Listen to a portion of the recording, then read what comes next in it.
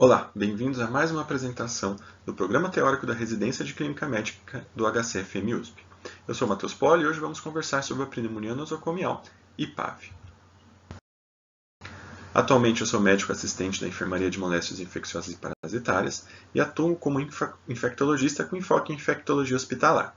Para essa apresentação eu não possuo nenhum tipo de conflito de interesse. Queria começar dizendo que essa não vai ser uma apresentação de artigos, com gráficos, tabelas, P menor que 0,05 e afins. Hoje nós vamos falar sobre conceitos que se derivam desses artigos e acabam norteando a nossa prática diária. Dessa forma, vamos contextualizar a pneumonia nosocomial e PAV, falando sobre seus critérios diagnósticos e apresentação clínica, também sobre a epidemiologia, fatores de risco e prevenção, noções de patogênese e microbiologia e como fazer o diagnóstico, finalizando com o tratamento, suas complicações e o prognóstico.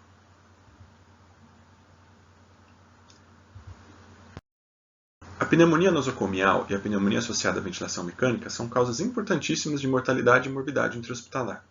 E apesar da evolução, com melhoria no diagnóstico, prevenção, tratamento, elas ainda causam um impacto importante no cuidado hospitalar e no custo à saúde. É a segunda infecção nosocomial mais frequente e é a principal causa de morte em pacientes críticos, especialmente naqueles com risco aumentado para infecções. Estima-se que um episódio de pneumonia nosocomial ou pneumonia associada à ventilação mecânica aumente em $10 mil aproximadamente o custo de internação nos Estados Unidos.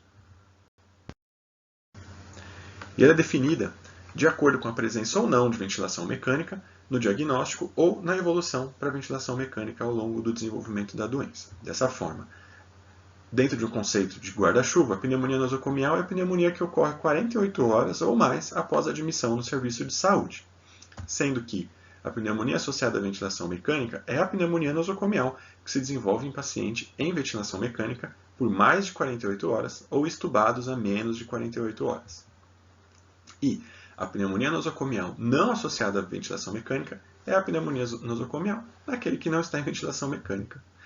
E se esse paciente evolui com a necessidade de ventilação mecânica, aí ele se encontra dentro de um critério diferente, que é a pneumonia hospitalar com necessidade de ventilação mecânica. E é um conceito importante porque está associado a piores desfechos e um prognóstico mais reservado.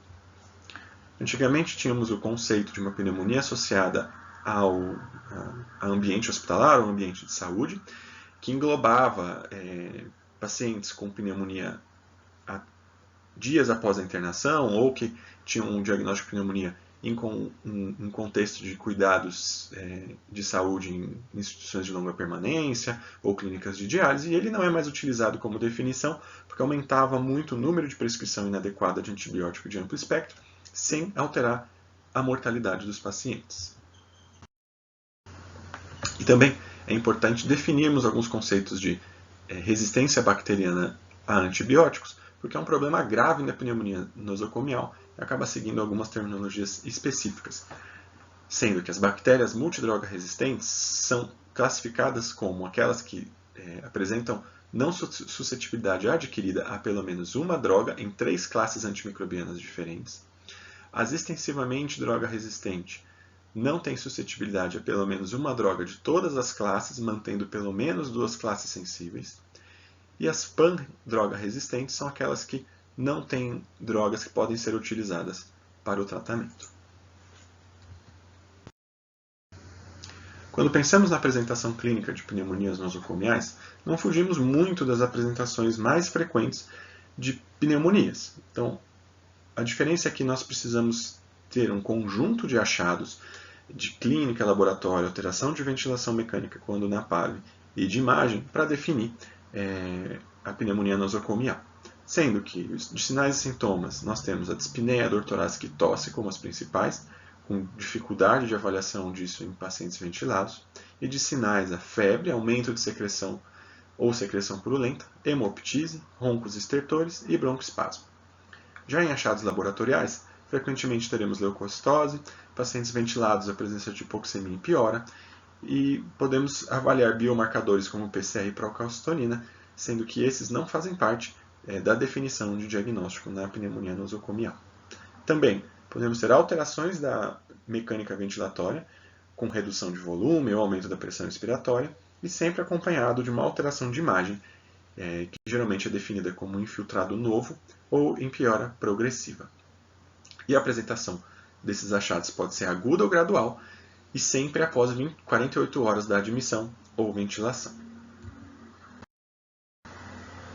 Não podemos esquecer que há uma série de diagnósticos diferenciais que podem mimetizar e ter os mesmos achados clínicos de uma pneumonia associada à ventilação e pneumonia nosocomial, como, por exemplo, contusão pulmonar, hemorragia pulmonar, toxicidade pulmonar a drogas, pneumonias em organização e outras pneumonias criptogênicas, vasculites e o típico infarto pulmonar, como, por exemplo, nessa imagem percebemos um infarto pulmonar mimetizando uma pneumonia redonda num paciente com embolia aérea após a passagem de um catéter venoso central. Os achados radiológicos frequentes.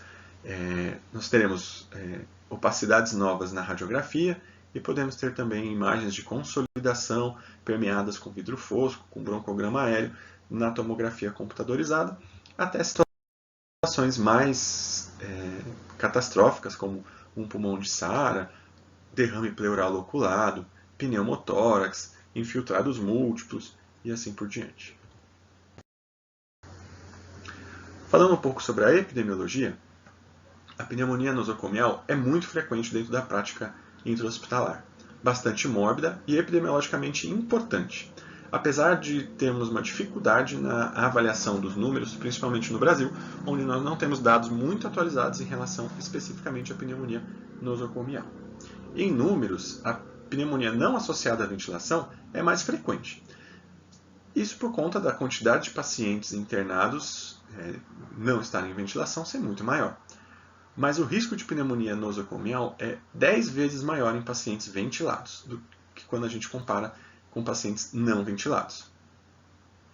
E nas últimas décadas, nós temos uma tendência leve no diagnóstico e na epidemiologia da pneumonia nosocomial. Isso se deve provavelmente às medidas de prevenção que vêm sido adotadas, mas também podem estar relacionadas a melhores critérios diagnósticos que diminuíram, de certa forma, o diagnóstico de pneumonia nosocomial. E a mortalidade tem uma variação importante de acordo com o local onde você está pesquisando, mas pode variar aí de 15% a 30% no hemisfério norte, com taxas maiores em países subdesenvolvidos e em desenvolvimento. O que me chama muita atenção, porque é um número bastante elevado. Episódios de pneumonia nosocomial aumentam consideravelmente o tempo de hospitalização dos pacientes. Isso faz com que haja o prolongamento do tempo de ventilação mecânica, seus riscos, além do risco de novas infecções pelo maior tempo de internação. Em 2018, um trabalho do New England mostrou que o tempo de ventilador em pacientes com pneumonia nosocomial aumenta de 7,6 para 11,5 dias, e que de hospitalização acaba aumentando de 11,5 para 13,1. E nós, infelizmente, não temos grandes estudos brasileiros, mas há uma estimativa de que a pneumonia nosocomial é a quarta causa de mortalidade intra-hospitalar, aí com uma incidência de 12 para cada 1.000 habitantes por ano. Fazendo um pequeno exercício usando o TabNet do DataSUS, nós conseguimos ter uma avaliação de morbidade hospitalar na cidade de São Paulo entre janeiro de 23 e fevereiro de 24. A gente teve 2.772 óbitos por pneumonia. Infelizmente, a gente não consegue diferenciar entre pneumonia hospitalar e comunitária. E, claro, que é importante a gente entender os fatores de risco para o desenvolvimento de pneumonia nosocomial para pensarmos no nosso paciente. Dessa forma, o risco mais significativo é claro que é a intubação, uma vez que tem uma quebra grande da barreira e uma facilidade para o patógeno desenvolver doença.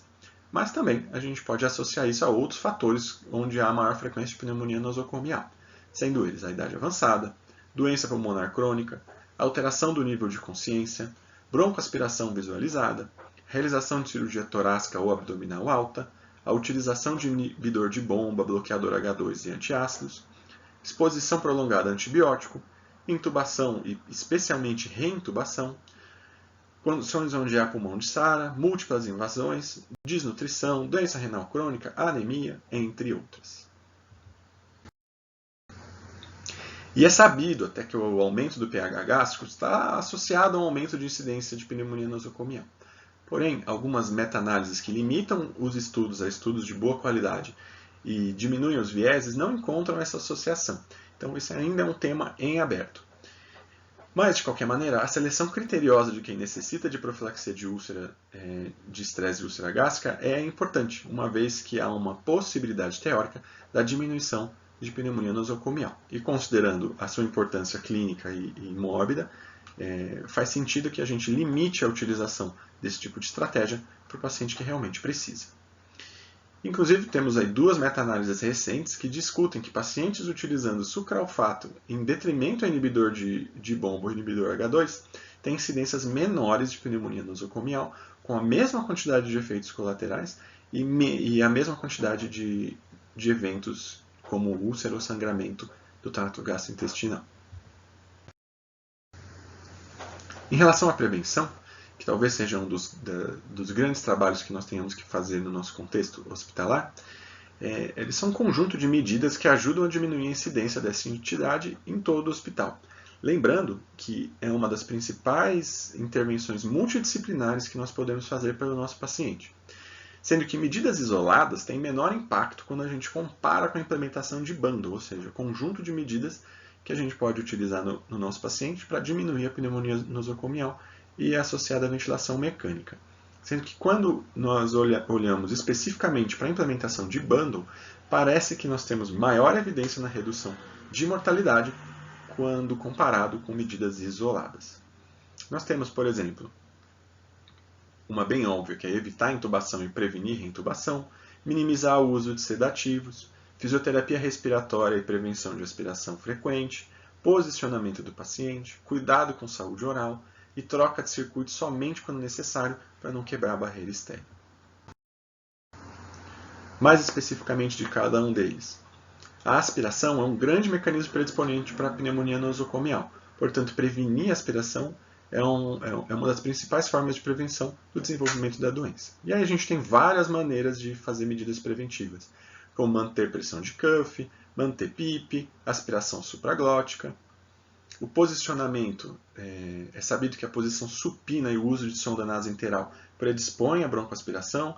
Dessa forma, a manutenção do paciente em elevação de leito de 30 a 45 graus reduz as taxas de pneumonia nosocomial.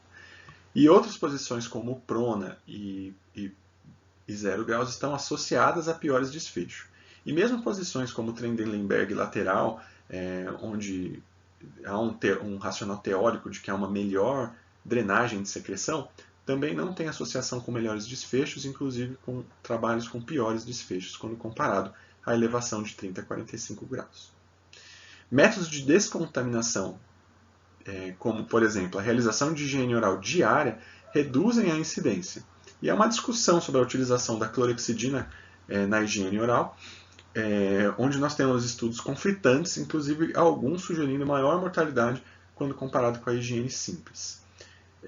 Isso varia de acordo com o serviço onde nós estamos avaliando e deve ser checado com a CCIH local para avaliar como está sendo realizada a higiene oral no seu hospital. Descontaminação com antibióticos elevam o risco de promoção de resistência e aparentemente não tem diferença quando comparados com medidas mais simples como higiene oral com escova de dente. Probióticos foram uma discussão importante nos últimos 5 anos, mas os últimos trabalhos não mostram evidência com força suficiente para a recomendação, inclusive com risco na utilização dos probióticos de colonização e infecção pelas bactérias utilizadas como probióticos. E o uso de antibiótico inalatório tem um potencial para a redução do diagnóstico de pneumonia nosocomial e associada à ventilação mecânica, mas sem aparente diferença em desfechos maiores, como mortalidade e duração da ventilação. Dessa forma, não há uma recomendação forte para a utilização de antibiótico inalatório como forma de prevenção. Conversando um pouco sobre patogênese, é sabido que a quebra da barreira entre a via aérea superior e inferior é a principal forma de infecção na pneumonia nosocomial. É a principal rota de infecção e acaba sendo por microaspirações de bactéria que colonizam a orofaringe. E a presença do tubo facilita a microaspiração, independente da qualidade do cuidado. Dessa forma, apesar de ser uma infecção prevenível, ela não é 100% prevenível. E a formação de pneumonia vai depender de fatores do hospedeiro e também da virulência do patógeno. Então, hospedeiros mais imunossuprimidos, com fatores de risco como aqueles que a gente já conversou, e patógenos mais virulentos, tendem a apresentar pneumonia com maior facilidade. E chamar a atenção que a colonização por bactérias hospitalares ocorre em 48 horas em até 75% dos pacientes críticos. Dessa forma, reconhecer os fatores de risco para infecções por bactérias multidrogas resistentes é muito importante, nós vamos falar sobre isso mais à frente. Presença de água e sujeira no circuito, manipulação frequente, alteração do trato gastrointestinal também estão associados a maior risco da infecção e devem ser sempre levadas em conta. Para falar de microbiologia, e nós vamos ser breves em relação a isso, a pneumonia nosocomial tem uma quantidade variada de micro-organismos possíveis e também a presença de infecções polimicrobianas.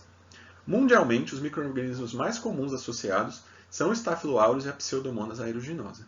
Mas isso não é 100% verdade em relação a diversos serviços e o mais importante é você conhecer a epidemiologia local do seu hospital.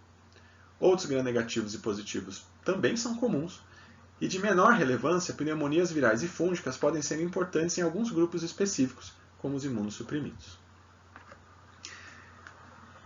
Há diversos trabalhos com gráficos similares a esse que mostram a prevalência das etiologias microbiológicas de acordo com o tipo de pneumonia, mas o mais importante é conhecer a microbiota local.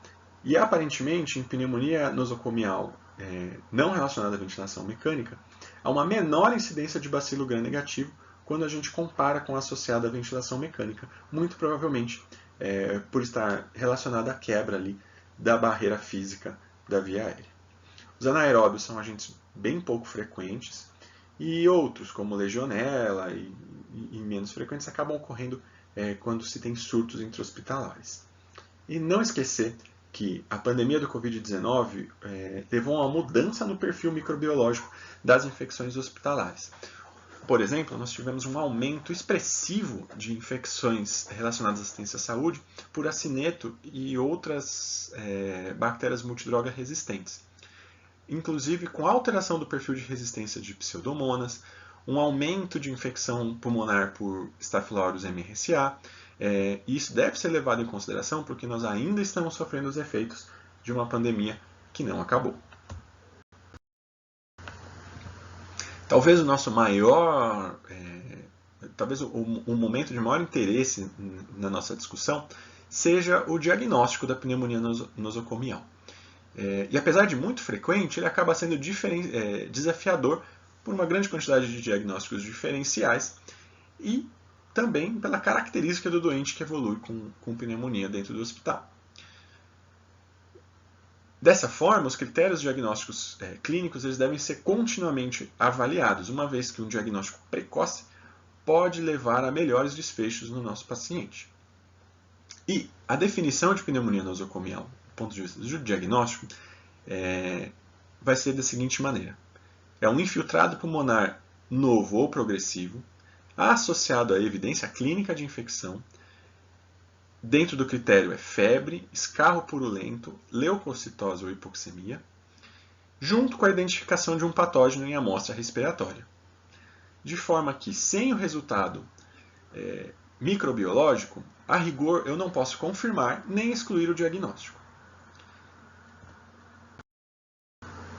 Os demais critérios que a gente escuta são para propósito de vigilância e qualidade. E eles não vão auxiliar no diagnóstico ou na tomada de decisão em relação ao tratamento. Então, vários critérios do CDC, SCIMID, American Thoracic Society, tipo a condição associada a ventilador, a complicação infecciosa relacionada à ventilação, a pneumonia associada à ventilação possível, provável, e até chegar ao diagnóstico de pneumonia associada ao ventilador, tudo que está atrás do nosso diagnóstico, na verdade, tem importância de vigilância. Não deve ser foco da nossa discussão. Então agora nós temos uma missão. E a nossa missão é a identificação do patógeno que está levando à pneumonia nosocomial. Em relação aos nossos equipamentos, a gente vai ter lá o nosso microscópio, sondas, aspirador e afins. E o nosso objetivo é chegar ao uso do melhor antibiótico possível para o nosso paciente, para que ele tenha o melhor desfecho possível no tratamento da sua infecção. Dessa maneira, a coleta de amostras respiratórias, idealmente, deve ser sempre realizada antes da prescrição do antimicrobiano, ou da alteração de um antibiótico em paciente que já está em uso de antibiótico terapia. Isso se dá ao fato da possibilidade de redução da sensibilidade de cultura e da pesquisa direta, uma vez que resultado de cultura e resultado de pesquisa direta de amostras respiratórias mudam a forma com que a gente faz o tratamento empírico e dirigido do paciente, e isso tem relação com desfechos melhores no tratamento. Mas, em pacientes graves, o principal é iniciar o tratamento, não atrasar. Independente se eu conseguir obter a amostra respiratória, independente se eu tinha fisioterapeuta para aspirar, independente se o GRAM saiu ou não, então no paciente grave, o principal é iniciar o tratamento. Não atrase por qualquer outro motivo. E a coleta do material ela deve ser realizada na suspeita. Ou seja, suspeitei que meu paciente está evoluindo com pneumonia, eu não atraso a coleta do material. Velocidade é uma chave no diagnóstico microbiológico da pneumonia nosocomial. E junto com a amostra respiratória, sugere-se a coleta de hemocultura concomitante, porque auxilia no raciocínio de uma doença mais grave, numa doença disseminada, e por vezes a gente consegue o diagnóstico através da hemocultura. Isso também ajuda na decisão de tratamento em relação a tempo e antibiótico empírico. Nós podemos fazer a coleta de amostra de modo invasivo e não invasivo, e isso é motivo de debate entre as principais sociedades, principalmente da americana e europeia, que inclusive são as duas que escreveram os últimos guidelines com maior poder científico, e elas discordam em suas recomendações, sendo a sociedade americana menos invasiva e a europeia mais invasiva. A sociedade americana não recomenda a coleta de amostras invasivas por conta de evidência de que não há diferença em mortalidade na obtenção de amostras invasivas. Já a europeia acredita que a obtenção de amostras mais invasivas, pela sua maior especificidade, acaba sendo melhor, uma vez que eu consigo guiar melhor o tratamento, e tratamentos que estão melhores guiados têm evidências de que há menos efeitos colaterais relacionados à droga e, dessa forma, menor mortalidade. De métodos invasivos, nós temos o lavado broncoalveolar e o escovado brônquico protegido. O escovado brônquico protegido é uma situação muito específica e reservada a locais e hospitais que têm essa possibilidade. É um método invasivo onde uma sonda com uma escova é introduzida no orifício brônquico doente e essa ponta da escova é enviada para análise. E a ponta da escova sai protegida e não entra em contato com a via aérea superior. A facilidade e a vantagem é que a gente não infunde líquido no pulmão. Isso é especialmente positivo para pacientes com doenças pulmonares graves, hipoxêmicos e que a infusão de líquido pode piorar. O lavado broncoalveolar, por sua vez, é um método invasivo de preferência, uma vez que nós temos uma grande quantidade de material coletado, tem a possibilidade de guiar por imagem e a chance de contaminação é mínima, mas a infusão de líquido no pulmão pode ter consequências posteriores. Com métodos semi-invasivos, nós temos o mini lavado broncoalveolar, onde nós introduzimos uma sonda de aspiração às cegas até atingir resistência, e infusões de alíquotas de 5 ml, não 50, de soro e aspiração. Você pode fazer isso algumas vezes e há uma boa correlação com o lavado broncoalveolar, apesar de você não estar guiando o seu exame. E o aspirado traqueal, que é o mais realizado e o mais simples, é a introdução da sonda de aspiração às cegas até atingir resistência e aspiração de secreção. Esses dois métodos semi-invasivos, eles podem ser realizados por equipe não médica, têm uma curva de aprendizado menor, e em em hospitais e locais de saúde com menor complexidade acabam sendo mais factíveis. Porém, eles têm menor especificidade por ser uma amostra mais superficial, uma chance elevada de contaminação, apesar dessa facilidade de coleta. Com a minha amostra em mãos, eu vou ter a possibilidade de fazer a microscopia, onde a presença de neutrófilos em grande quantidade e a avaliação com a coloração de Gram já me possibilitam tanto definir um diagnóstico provável ou possível e guiar a minha antibiótico terapia empírica. E também mandar para a cultura, sendo que a cultura, o ideal é que nós façamos uma cultura quantitativa ou semi-quantitativa, onde eu vou contar apenas agentes patogênicos em pulmão. Por exemplo, não contar cândida e não contar um enterococo, que não são agentes causadores de pneumonia. E a contagem, para considerar como pneumonia nosocomial ou associada à ventilação, vai depender da contagem e vai depender do material coletado. Sendo que o aspirado traqueal, por ser mais sensível e com maior risco de contaminação, nós vamos considerar com mais que 1 milhão de unidades formadoras de colônia. Para lavado e mini lavado, 10 mil, e o escovado bronco protegido, 1.000. Diminuir a sensibilidade, ou seja, diminuir a contagem, é tido como uma estratégia possível em alguns locais, onde a pneumonia nosocomial acaba tendo grandes índices de mortalidade. Mas isso também aumenta a prescrição de antibiótico e de tratamento empírico não guiado corretamente. E, hoje em dia, nós temos a possibilidade também do uso de métodos moleculares que, de maneira muito rápida, podem nos auxiliar na tomada de decisão e diferencial entre demais etiologias. Mas ainda não há grandes estudos que revelam os desfechos de mortalidade, tempo de ventilação, com a utilização desses métodos. Mas nós temos métodos multiplex muito sensíveis que podem diferenciar as diversas bactérias, inclusive genes de resistência presentes na amostra, que facilitariam a utilização de um antibiótico com atividade no mesmo dia do diagnóstico. Em relação ao tratamento, uma grande pergunta é quando a gente inicia. Dessa forma, eu acho que vale a pena a gente comentar que após a suspeita, de novo, não atrase a coleta de material e inicie o tratamento empírico assim que possível. Paciente séptico, deteriorizando rápido, alto risco infeccioso, o tratamento tem que ser o mais rápido possível. E é isso que faz diferença na mortalidade, é isso que faz diferença na morbidade, é isso que faz diferença no tempo de internação. Quando eu tenho uma dúvida diagnóstica, o paciente não está séptico, eu não estou botando fé que é uma pneumonia, é razoável aguardar o resultado de cultura, e evidências, inclusive, suportam que isso é seguro e até benéfico em populações específicas, ou seja, populações de muito baixo risco, em que esperar não vai trazer risco de deteriorização e piora clínica para o meu paciente.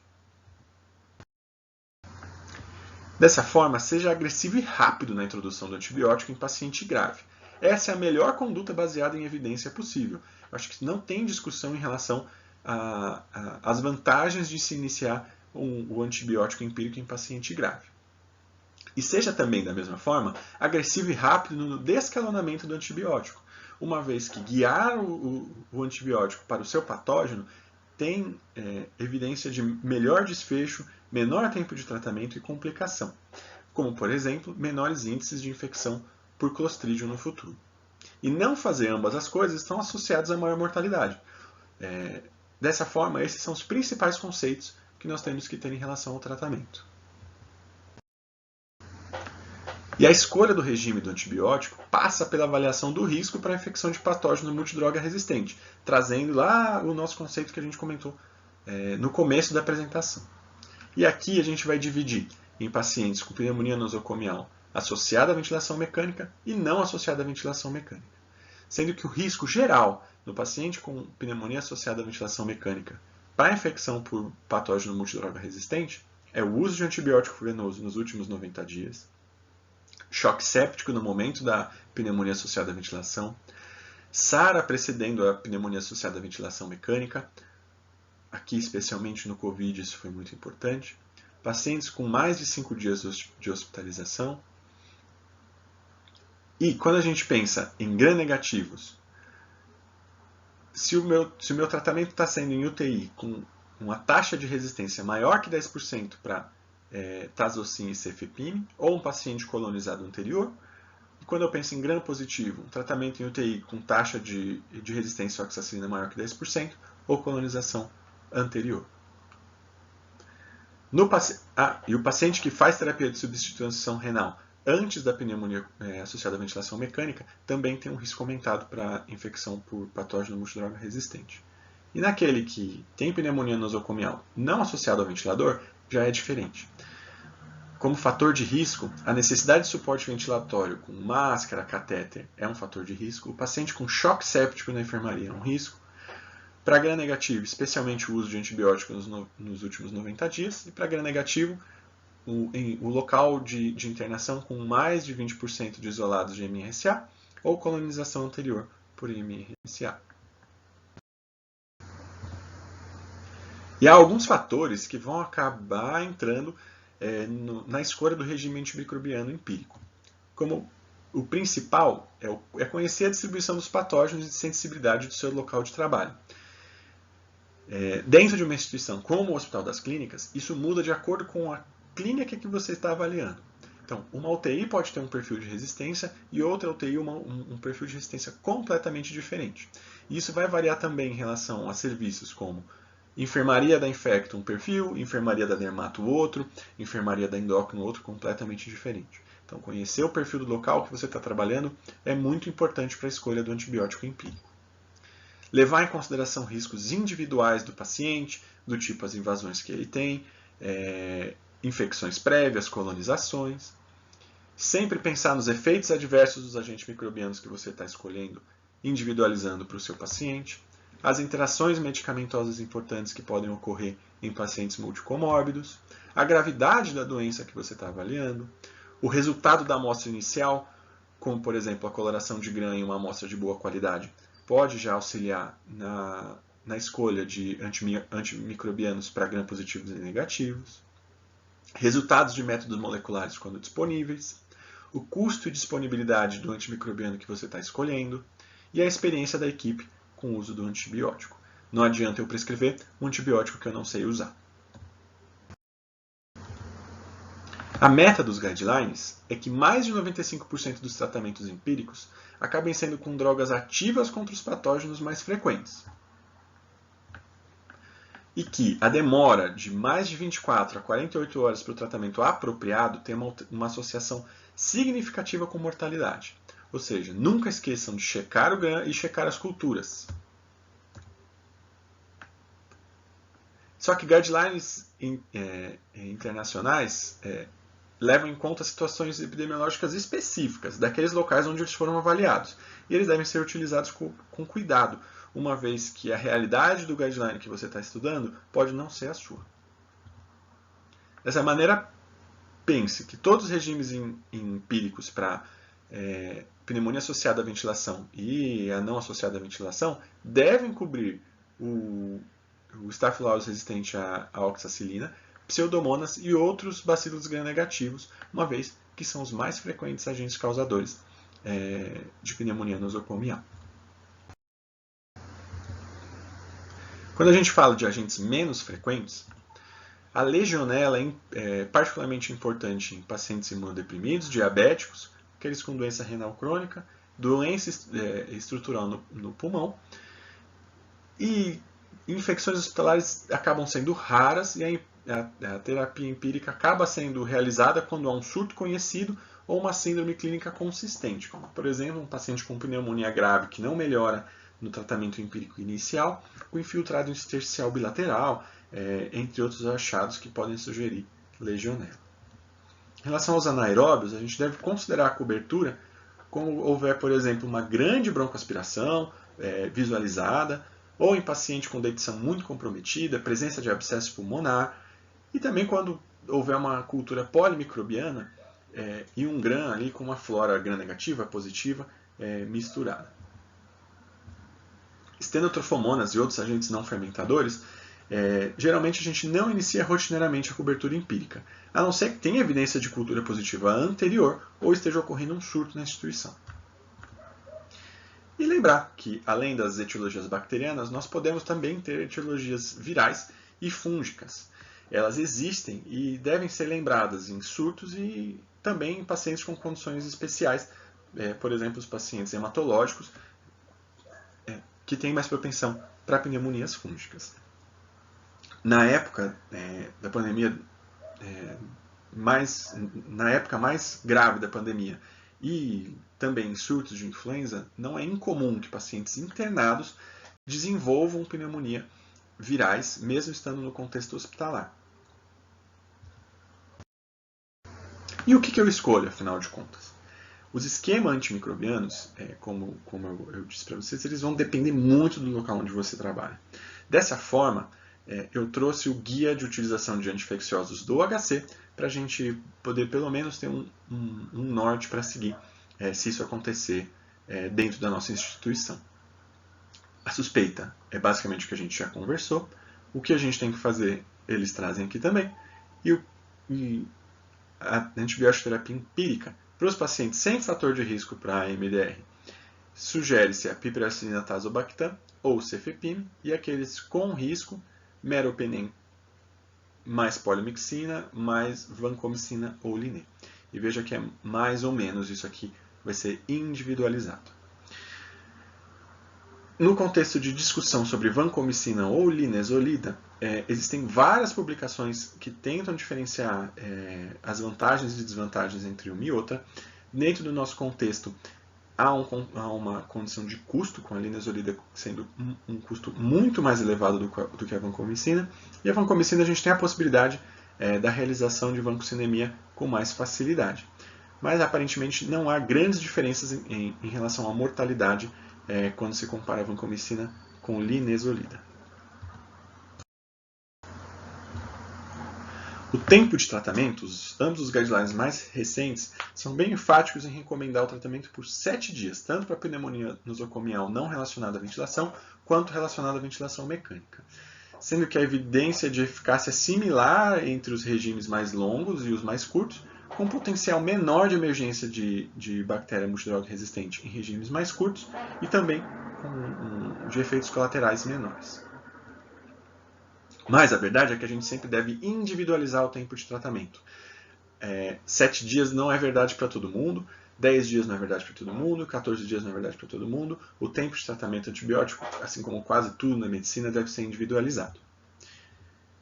Trago como sugestão de discussão para individualização pacientes, por exemplo, com bacteremia prolongada, infecção à distância, bacteremia por gram positivo, melhora muito lenta, os imunossuprimidos, o paciente com empiema, abscesso pulmonar. Muito provavelmente eu vou ter que ajustar o tempo de antibiótico terapia, fazendo um tempo mais longo, guiando por melhora de imagem, guiando por melhora de biomarcadores e assim por diante. A monitorização de procalcitonina, por exemplo, ainda está em avaliação para pneumonia nosocomial. Mas nós podemos avaliar a descontinuação do antimicrobiano em paciente com melhora clínica evidente, isso é muito importante, e aqueles com queda de procalcitonina abaixo de 0,25 ou com queda de pelo menos 80% do pico que foi coletado anteriormente.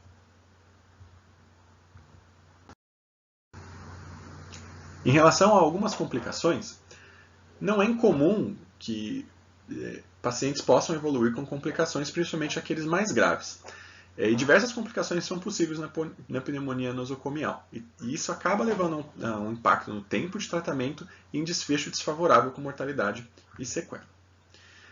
Inclusive, casos selecionados têm uma potencial necessidade de abordagem cirúrgica para controle de foco,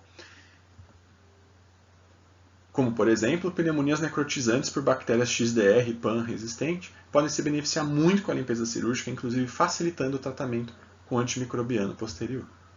Em relação ao prognóstico, a pneumonia nosocomial tem uma associação, como a gente viu, com altas taxas de mortalidade absoluta, inclusive com associação com mortalidade posterior e não relacionada ao evento infeccioso.